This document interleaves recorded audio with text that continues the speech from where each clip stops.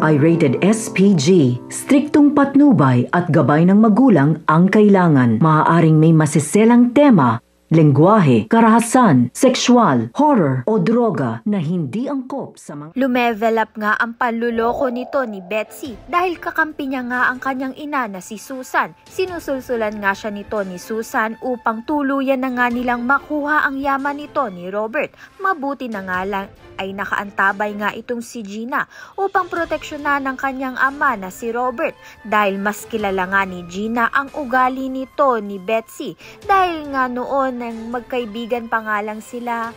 Ito ngang si Betsy ay inabusada nga ang pagiging mabait nga nito ni Gina sa kanya. Ngayon nga ay si Robert na ang target nito ni Betsy.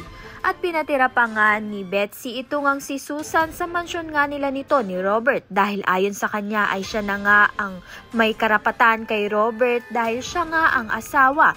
Tuluyan na ngang maiitsapwera ito ngang si Gina. Wala namang magagawa itong si Robert dahil nabulag na nga siya ng pagmamahal nga nito ni Betsy. Lahat nga ay titiisin ni Betsy upang makuha nga lang ang yaman nito ni Robert dahil sa nakaraan nga niyang ayaw na nga niyang balikan. Kaya naman nga tayan at iba pa ang dapat nating pakaabangan. Maraming salamat sa iyong panonood.